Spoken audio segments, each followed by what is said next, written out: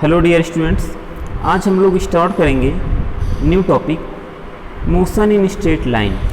Motion in straight line, इसमें सबसे पहले तो हम कुछ डिफिनीशंस जानेंगे, जिसमें सबसे पहले डिफिनीशन है मैकेनिक्स। ये मैकेनिक्स क्या होता है तो समझते हैं। मैकेनिक्स फिजिक्स का एक ब्रांच है। फिजिक्स का एक ऐसा पार्ट है जिसमें हम किसी फोर्स अप्लाई करने के बाद उस ऑब्जेक्ट का मोशन और उसका इक्विलिब्रियम पोजीशन के बारे में स्टडी करेंगे। तो इस ब्रांच को हम कहेंगे मैकेनिक्स। क्या कहा गया कि अगर कोई ऑब्जेक्ट है उस पर हम एक्सटर्नल फोर्स अप्लाई करें तो उसमें मोशन प्रोड्यूस होगा। तो उस मोशन के बारे में जो भी स्टडी करेंगे ये हम लोग मैकेनिक्स में करते हैं। तो डिफिनीशन क्या है? The branch of physics in which we study about the motion of object and their equilibrium under the action of external force is known as mechanics. There are three branches of mechanics. Mechanics के three branches हैं. First, statics. Statics क्या होता है? Statics means rest.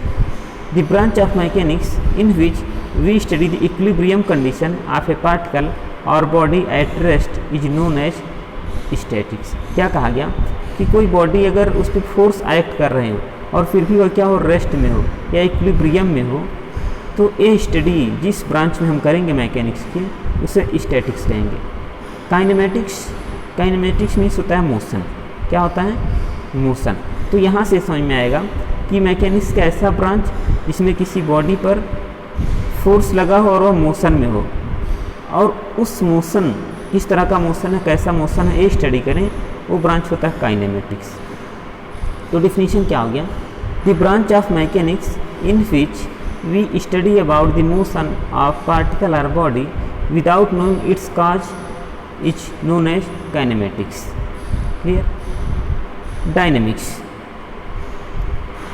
लिखा the branch of mechanics in which we study about the motion of particle or bodies on the basis of the cause it's known as dynamics. यहाँ देखिए, kinematics भी motion और dynamics भी motion, लेकिन दोनों में difference क्या है? यहाँ पर हमको इससे मतलब नहीं होता कि एक्सटर्नल फोर्स कहाँ से अप्लाई हुआ है, वो मोशन कहाँ से स्टार्ट कर रहा है, कोई बॉडी या पार्टिकल। लेकिन डायनेमिक्स में जब हमको नो कि कौन सा फोर्स एक्ट कर रहा है, ये फोर्स का रीजन क्या है, मतलब सोर्स क्या है, कहाँ से फोर्स अप्लाई हुआ इस बॉडी पर, तो जिसमें चीज़ नोन हो उसे हम कहेंगे डायनेमिक्स।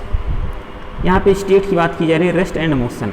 अगर कोई बॉडी टाइम के साथ उसके पोजीशन में कोई वेरिएशन ना हो तो उसे कहेंगे रेस्ट, लेकिन अगर टाइम के साथ उसके पोजीशन में वेरिएशन हो तो उसे कहेंगे मोशन। ये तो सिंपल आप लोग जानते हैं। तो क्या लिखा है? The position of an object is changing with time the body is said to be motion.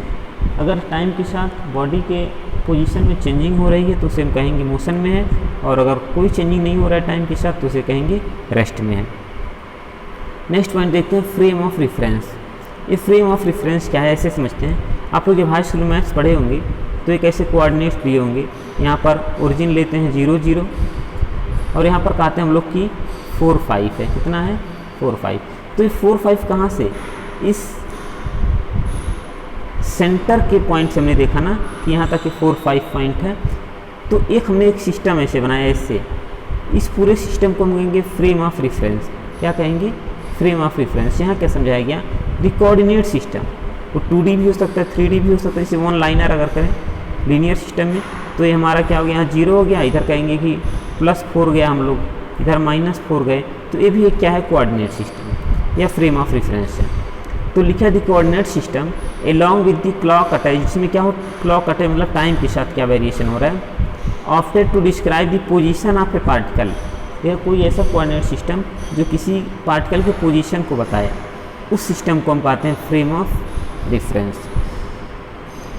Translatory motion, ये देखते क्या है, if an a body is moving such that all its particle travel equal distance in equal time interval along the parallel lines then the motion is called translatory motion. क्या बताया गया कि अगर कोई बॉडी इस तरह से मोशन करे, मान लीजिए एक ऐसे कोई बॉडी है इस तरह का, 1 सेकेंड में यहाँ पहुँच गया, अनदर 1 सेकेंड में यहाँ पहुँच गया। तो जब फर्स्ट सेकेंड में इसका ये इंड यहाँ पर था, एक इंड यहाँ पर है, दूसरे सेकेंड में एक इंड यहाँ पर, थर्ड इंड यहाँ पर, तो इनके बीच का डिस्टेंस और उनके बीच का डिस्टेंस जो इस टाइम इंटरवल के बीच है क्या है, सेम है। या इनके बीच का डिफरेंस या इसके बीच का डिफरेंस। ये सेम टाइम इंटरवल में क्या है, सेम है। सिंपल कहने का मीन्स अगर कोई बॉडी से रोल करते हुए चलती है तो वह ट्रांसलेटरी मोशन नहीं होगा, और अगर नॉर्मल ऐसे आगे बढ़ रहा है ऐसे इस तरह से तो ये होगा ट्रांसलेटरी मोशन। बात समझ में आ गई। अगर बिना रोटेट किए कोई बॉडी मूव कर रही है तो ये हो जाता है ट्रांसलेटरी मोशन। अब यहाँ देखते हैं डिस्टेंस एंड डिस्प्लेसमेंट ये क्या होता है। तो जो डिस्टेंस है ये भी एक लेंथ होती है और जो डिस्प्लेसमेंट है ये भी एक लेंथ है, लेकिन दोनों में डिफरेंस क्या है। जो डिस्टेंस होती है ऐसे समझते हैं कि मान लीजिए ये आपका घर है, होम है, ये स्कूल है, ठीक। यहाँ से ऐसे हम लोग मूव, मान लीजिए स्टेट तो शायद ही किसी का घर हो स्कूल से, ऐसे कुछ टर्म्स आएंगे ऐसे।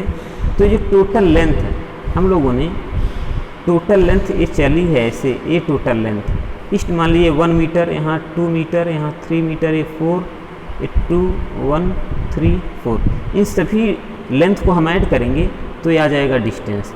लेकिन जब बात डिस्प्लेसमेंट की होगी, ये होम है, ये स्कूल है, स्ट्रेट डिस्टेंस मतलब मिनिमम डिस्टेंस ऐसे कहा जाए, मिनिमम लेंथ बिटवीन 2 पॉइंट्स। इसको कहेंगे इनिशियल पॉइंट, इसको कहेंगे फाइनल पॉइंट। जहाँ से स्टार्ट करेंगे वो हमारा इनिशियल पॉइंट है और जो लास्ट एंड पॉइंट होगा उसे हम कहेंगे फाइनल पॉइंट। तो दोनों में डिफरेंस क्या है, डिस्टेंस ये जिग जैग हो सकता है, स्ट्रेट भी हो सकता है। जैसे कि मान लीजिए इस केस में ये है, ये स्कूल है, इस केस में ऐसे अगर कोई किसी का पाथ है, यहाँ का ये डिस्टेंस कितना है, मान लीजिए 3 मीटर है, तो डिस्टेंस 3 मीटर और डिस्प्लेसमेंट भी कितना होगा 3 मीटर। लेकिन मान लीजिए घर है, स्कूल है, यहाँ से ऐसे गया गया, ऐसे गया गया, फिर ऐसे, ये 3 मीटर है, 4 मीटर है। ये कहा जाए कि डिस्टेंस कितना हुआ, ऐसे जा रहा है अगर यहाँ से ऐसे गया 3, इधर गया 4, तो टोटल डिस्टेंस इसने ट्रैवल किया 7, डी ट्रैवल किया 7। लेकिन जब डिस्प्लेसमेंट की बात होगी तो ये स्ट्रेट लाइन ये कितना हो रहा है, ये तो 5 होगा, हाइपोटेनस बन रहा है, 3, 4, 5 होता है, तो ये हो जाएगा डिस्प्लेसमेंट 5 मीटर। इस तरह से हम लोग समझेंगे, ठीक। और इससे जो डिस्टेंस है ये स्केलर क्वांटिटी है, कैसी है, स्केलर है, और डिस्प्लेसमेंट वेक्टर क्वांटिटी है। दोनों की यूनिट मीटर ही है, ये लर्न रखना है। एवरेज स्पीड, अब देखिए जैसे कि हम लोग जानते हैं जो स्पीड होता है ये डिस्टेंस अपॉन टाइम होता है, ठीक है। तो जब डिस्टेंस अपॉन टाइम इंटरवल करेंगे तो हमारा एवरेज स्पीड आएगा। लेकिन अगर यही डिस्प्लेसमेंट अपॉन टाइम कर दें, हम लोग क्या कर दें, डिस्प्लेसमेंट अपॉन टाइम कर दें, तो एवरेज वेलोसिटी हो जाएगा। एवरेज स्पीड क्या, total distance upon time interval, और जो एवरेज वेलोसिटी की बात करेंगे हम लोग ये, तो total displacement upon time interval. अब यहाँ देखिए एवरेज स्पीड जो है, ठीक, ये डिस्टेंस स्केलर है, टाइम भी स्केलर है, तो ये स्केलर हो गया, एवरेज स्पीड भी क्या हो गई, स्केलर क्वांटिटी हो गई। और चूँकि ये स्पीड है तो डिस्टेंस मीटर मेजर करते हैं, इसको सेकंड में टाइम को, तो इसकी यूनिट मीटर पर सेकंड। और डायमेंशनल फार्मूला, ये मीटर है तो एल हो गया अपॉन टी हो गया, मतलब एल टी पर -1 इसका डायमेंशनल फार्मूला हो गया। ये लर्न रखें आप लोग। एवरेज वेलोसिटी जो है, एवरेज वेलोसिटी क्या होता है, यहाँ देखिए थोड़ा सा यहाँ कट गया है, लेकिन हम लोग ऐसे कहेंगे कि एवरेज वेलोसिटी ये होता है डिस्प्लेसमेंट अपॉन टाइम, ये होता है। और ये वेक्टर क्वांटिटी है, ऐसी क्वांटिटी वेक्टर है जो इसका यूनिट होगा, ये भी मीटर पर सेकंड, क्योंकि डिस्प्लेसमेंट अपॉन टाइम, डिस्प्लेसमेंट की यूनिट मीटर, टाइम की यूनिट सेकंड, तो मीटर पर सेकंड। और जहाँ तक बात हुई इसके डायमेंशनल फार्मूले की, तो मीटर पर सेकंड अगर यूनिट मीटर का एल और अपॉन टी सॉल्व करेंगे तो एल टी पर -1, ये हो गया इसका डायमेंशनल फार्मूला। आज की वीडियो में इतना ही, थैंक यू।